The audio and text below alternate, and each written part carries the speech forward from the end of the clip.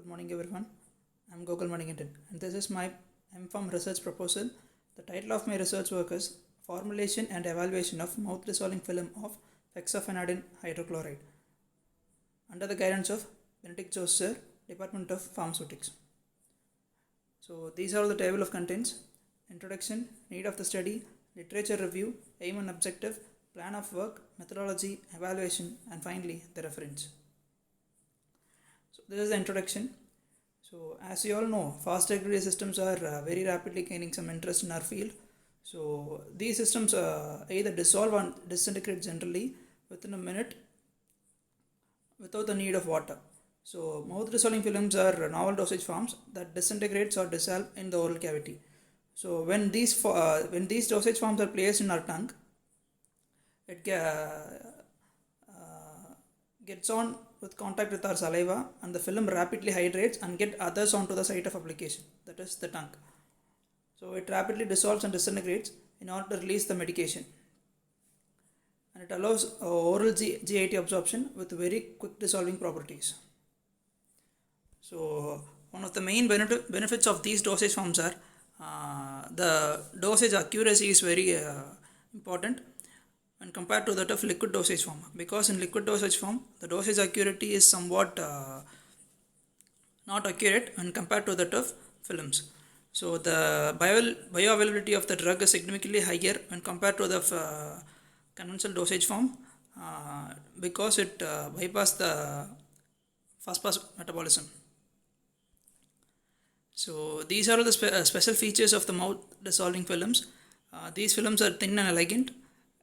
It's available in various shapes and sizes. It's unobstructive. It provides excellent mucoadhesion. It disintegrates very fastly, and it ensures the rapid release of the drug. So these are the advantages of a drug which is being made in films. That is the convenience of dosing, the dosage accuracy. There is no need of water in order to administer the drug. There is no risk of choking. Taste masking is possible. The stability is also enhanced when compared to that of conventional tablets. Improved patient compliance. The drug enter the systemic circulation with the reduced hepatic first pass effect. So due to this, it has more bioavailability when compared to that of tablets and syrups. And it is site specific and local action. Due to the availability of larger surface area, it leads to rapid disintegration. So as I already said, dosage accuracy is very good when compared to that of syrup. Withdrawal of dosage form whenever needed until it is completely absorbed. So the need of the study, hexafenadine hydrochloride in tablet form, it suffers from low bioavailability of as low as 34%. So when we develop this drug, that is hexafenadine hydrochloride, in form of mouth dissolving film, it will surely improve the patient compliance and as well as the bioavailability when compared to that of tablets. So hexafenadine hydrochloride are being taken in form of conventional tablets and capsules by almost all patients, including adult, pediatric, and as well as geriatric patients. But however, generally around 26 to 50% of the patient mostly find it difficult in order to swallow the tablets and hard gelatin capsules because they have a fear of choking. So they do not, almost 50% of the patients do not choose the tablets as convenient dosage form. So next one is the literature review. So Smitha Power and Junagade in 2015, they formulated risperidone as fast dissolving films by means of solvent casting method. They used HPMC as polymer and polypropylene glycol as a plasticizer.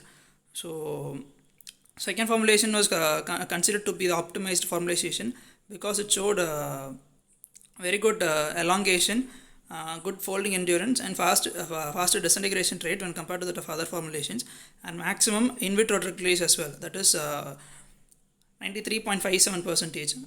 That is within 10 minutes of absorption. So it shows that the mouth dissolving film that increases the bioavailability when compared to that of tablets. So in my next literature, Nagendra Kumar formulated metoprolol succinate as fast dissolving film in 2015. He used HPMC and HEC polymer. He made this through solvent casting method. The prepared films were evaluated for organoleptic evaluations: film weight, thickness, holding endurance, that is endurance, tensile strength, drug content uniformity, surface pH, and in vitro dissolution studies.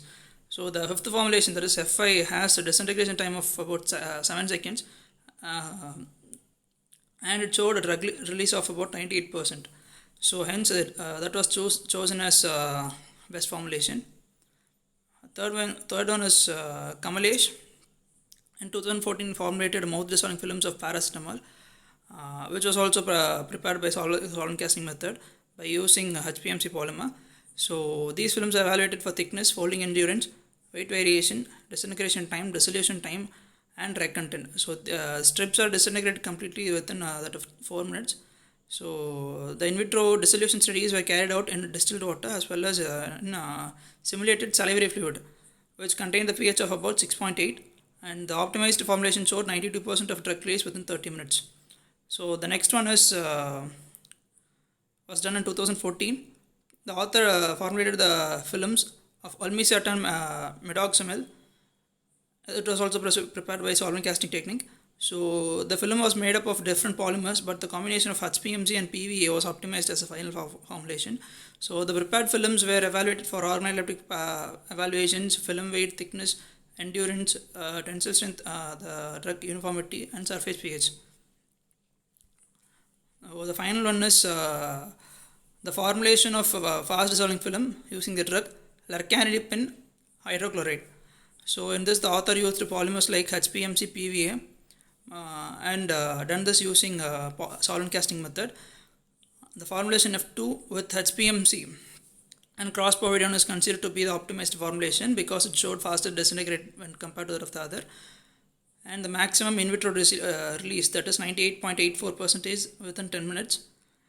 No significant changes are observed during stability studies, so there are no problems with that as well.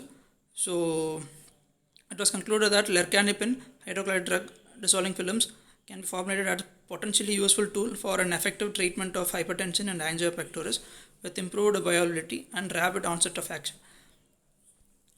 So these are the drug profiles of fexofenadine hydrochloride, and here you have the structure. Molecular weight of the drug is 538.13 grams per mole. So the molecular formula is C32H40ClNO4, and there is the IUPAC name for the reference as well. So here is the aim and objective of my research.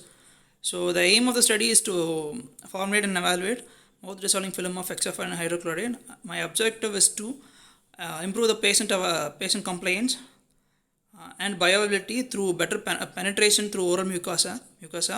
And when we deliver the drug in form of films, it generally first pass the metabolism, and it enhances the bioavailability of the drug that reaches the systemic circulation. So this is my plan of work for my research work. First, the pre-formulation studies, in which I plan to do 3 studies, that is DSC, FTIR, and solidity studies. And next comes the formulation, in which I've decided to use PVA as my polymer, and then characterization or evaluation. I'm about to do the thickness of the film and folding endurance, weight variation, surface pH, drug content uniformity, and disintegration time as evaluation test for my research works. So the next one is the material and methods. So these are the materials that I need in order to proceed my project work, that is the fexofenadine drug hydrochloride API, that's the drug. So next one is the polyvinyl alcohol, that is a polymer. Ethanol, that is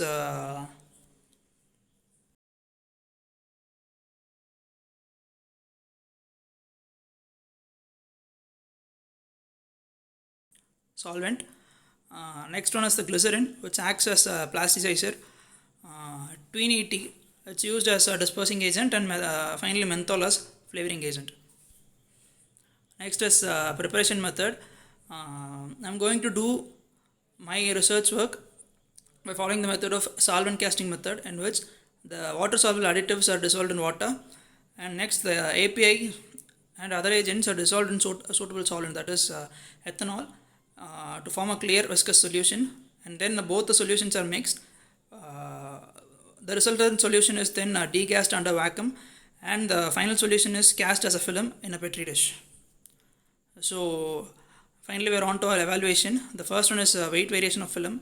So the films are weighed on analytical balance, and the average weight was calculated, and it is decided that film should have nearly constant weight. So it's useful to ensure that the film contains proper amount of excipients as well as that of the APIs. So next one is the thickness of the films. We measure this using micrometer screw gauge. We measure it at 5 different places. An average of 3 values was calculated. This is very essential in order to ascertain the uniformity of thickness in the film. So next one is the folding endurance. The folding endurance is measured by manual repeated folding of film at the same place until it gets broken. So the number of the time the film is folded without breaking is known as the folding endurance value. So the next one is the tensile strength. The tensile strength is nothing but the maximum stress applied to a point at which the strip specimen breaks. So it is calculated by a formula, loaded failure into 100 divided by film thickness into film width. So the next one is percent elongation. When the stress is applied to a film sample, it stretches, and this is referred as a strain. So the strain is basically nothing but the deformation of the film divided by the original dimension of the sample. So generally elongation of the film increases as the plasticizer content increases. So percentage elongation is calculated by increase in length into 100 divided by initial length of the film. So next one is the drug content uniformity. It is determined by standard assay method, which is described for particular API in any of the standard pharmacopoeias. So the content uniformity is determined by estimating the API content in individual strips. The maximum limit is 85 to 115 percentage. The surface pH is the next one. The film which is to be tested is kept in a petri dish and moistured with 0.5 ml of distilled water, and it is kept for 30 seconds. So the pH was noted after bringing the electrode of the pH meter in contact with the surface of the formulation and allowing the equilibration for 1 minute. The average of 3 determinations for each formulation was done. The next one is the dissolution test. So the dissolution testing can be performed using a standard basket or paddle apparatus. The dissolution medium will essentially be selected as the Persing conditions and the highest dose of the API. Many times the dissolution test can be difficult due to the tendency of the strip to float onto the dissolution medium when the paddle apparatus is employed. So these are all my references.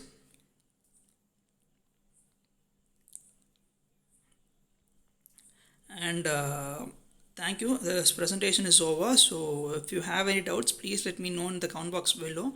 I'll try to explain it briefly there. So thank you one and all.